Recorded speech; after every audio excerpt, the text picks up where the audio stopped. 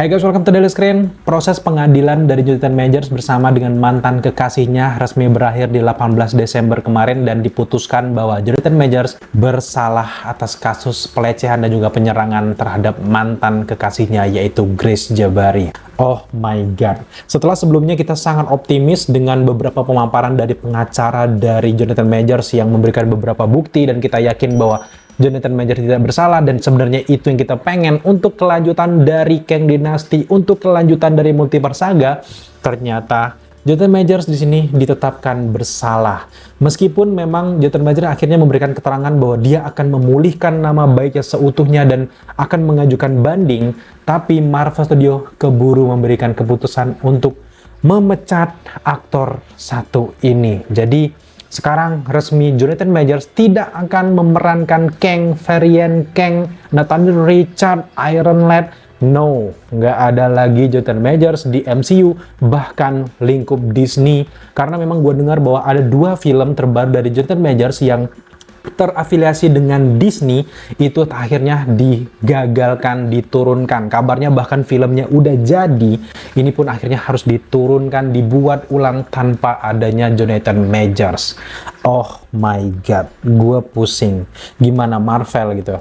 Mau tidak mau, Marvel memang harus memberikan keputusan tegas untuk kasus ini karena mereka kalau masih mempertahankan itu, memang orang-orang yang fans sejati dari MCU mungkin masih bisa menerima dan masih bisa memaafkan.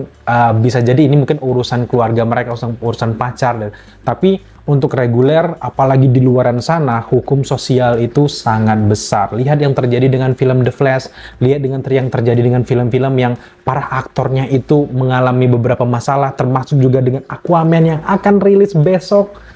Oh my god, itu efeknya akan membuat bisnis tidak bagus, tidak ada yang nonton, dan beberapa isu-isu dinaikkan oleh buzzer-buzzer dan sebagainya. Gua nggak ngerti gitu ya, tapi ini sulit untuk di luar sana. Beda ya sama di Wakanda Forever, itu beberapa artis yang kena narkoba, masuk podcast gitu ya. Nah, aduh, itu ya udahlah.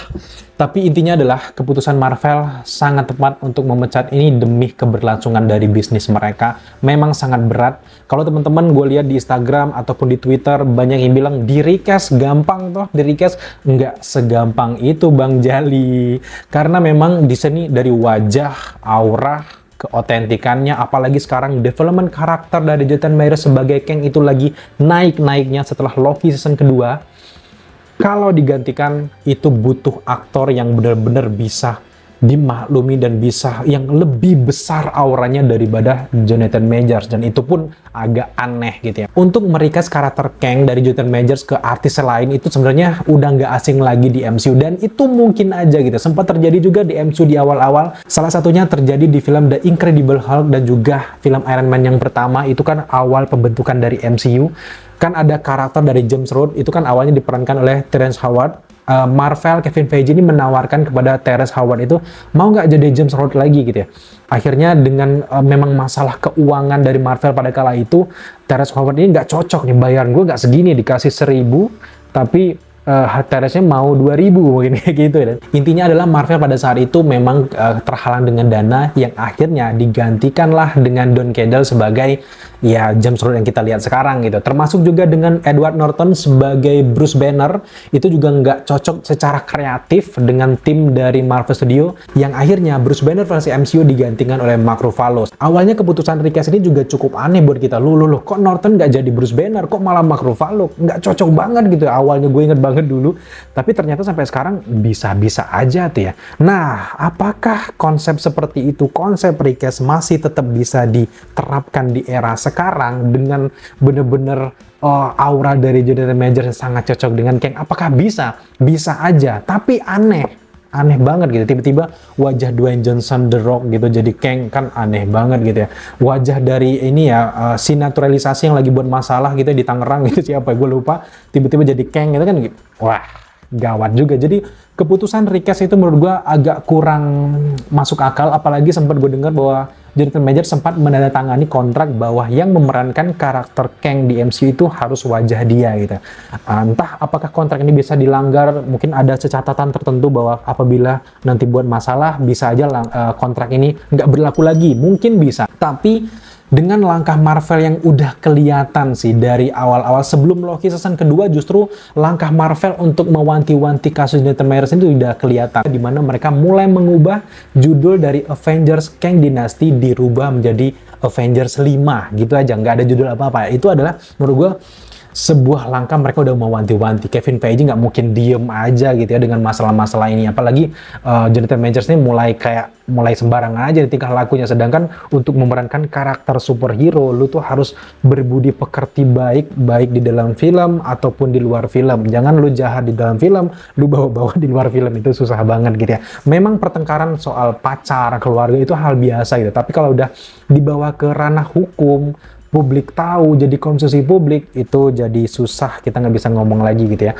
Nah, akhirnya setelah Marvel mengubahnya menjadi judulnya Avengers 5, datanglah Loki. Ternyata di Loki, di endingnya ini dibuat menjadi Loki ini menjadi God of Stories. Dia yang memegang cangkah multiverse. Kalau udah kayak gitu, udah jelas banget bahwa Marvel sangat siap apabila suatu saat Jonathan Majors ini bermasalah. Jadi Loki lagi megang nih cabang multiverse, dicentil aja nih beberapa multiverse yang nggak eksis gitu ya. Yang semakin membuat kita salut adalah di ending Loki season kedua ini dibuat kalau He Who Remains itu tidak eksis di timeline utama ataupun di Sacred Timeline. Dia tetaplah jadi bocah tukang lilin, nggak ada He Who Remains. Artinya He Who Remains sekarang resmi menghilang di jajaran cerita MCU. Tadinya kalau Jonathan Majors ini nggak bersalah, gue masih berharap bahwa He Who Remains akan comeback. Variant-variant Kang yang ada di kredit dari Ant-Man and the Wasp Quantumania, di mana dia udah jadi Council of Kang yang berkumpul di stadion itu, udah keluar dari jalur multiverse-nya Loki dan siap menyerang Loki lagi.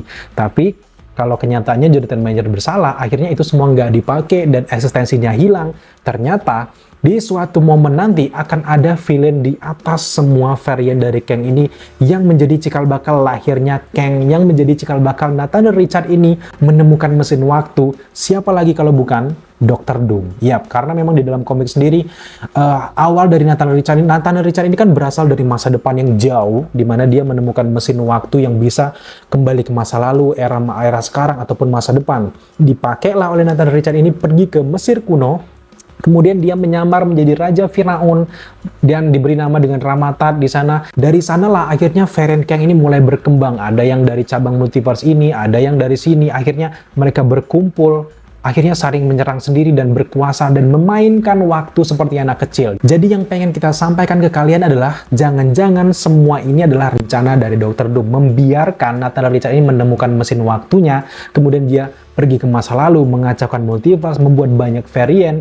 Semua itu adalah rencana dari Dr. Doom yang pada akhirnya menjadi main villain dari multiverse saga. Dan itu sangat masuk akal sekali. Meskipun berat dan mungkin menurut gue belum waktunya Dr. Doom muncul, mungkin bisa dijadikan penjahat dari Fantastic Four nanti.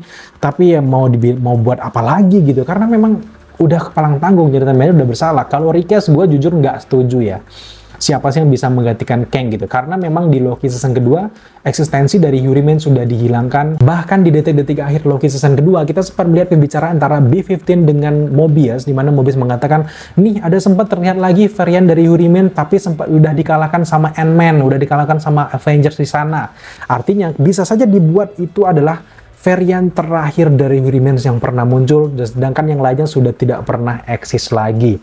Tapi ketika mereka merasa bahwa wah nggak ada lagi nih varian Kang aman, multiverse aman, ternyata ada Dr. Doom di luaran sana yang jauh lagi yang bisa mengancam dan juga mengacaukan multiverse lagi. Makanya sesuai dengan plot cerita Deadpool yang bocor sebelumnya, di mana nantinya Miss Minute, Mobius, TVA, B-15 akan mencoba untuk merekrut Deadpool dan juga beberapa superhero terkuat di setiap multiverse untuk melawan villain utama yang ada di multiverse saga, yang tadinya ini untuk melawan Kang. Tapi pada akhirnya karena Kang udah eksistensinya udah habis, udah dimusnahkan oleh TVA, akhirnya mereka harus mengalahkan sang bos besarnya, tentu saja Dr. Doom. Pada akhirnya nanti Deadpool, Wolverine, para mutant, kemudian juga Avengers akan berjuang bersama di event Secret Wars untuk mengalahkan Dr. Doom yang terlalu overpower bagi mereka. Jadi kita akan melihat bagaimana nantinya Dr. Doom akan eksis di MCU. Apalagi event Secret Wars itu sangat dekat dengan Dr. Doom. Dr. Doom akhirnya akan memenangkan beberapa kompetisi yang ada di Secret Wars yang ujung-ujungnya dia ini pengen menguasai multiverse. Itu akan membuat para Avengers harus melawan Dr. Doom. Sejauh ini baru itu yang bisa kita pikirkan bahwa Marvel Studios akan memunculkan Dr. Doom. Gua sih berharapnya ada kejutan lain. Jangan Dr. Doom gitu. Entah karakter manapun, intinya adalah mereka harus memberikan kejutan ke kita. Kalau Dr. Doom kan udah terlalu jelas nih, memang kelihatan langkahnya ke sana. Jangan-jangan Marvel justru akan menampilkan mungkin Beyonder, Molecule Man, itu kan belum muncul gitu. Pokoknya karakter-karakter yang berhubungan dengan Secret Wars dan juga multiverse. Kita tunggu aja nanti. Yang jelas, gue sekarang adalah 50-50 antara sedih tapi juga lega, karena memang sedihnya gue berharap banget bahwa Jonathan Majors menyelesaikan karakter Kang ini di Multiverse Saga sebelum mereka lanjut di fase selanjutnya, entah itu Mutant Saga dan sebagainya. Kita akan lihat nanti, karena ke depan Marvel akan segera di soft reboot, jadi kita akan melihat sebuah masa depan yang cerah untuk Marvel.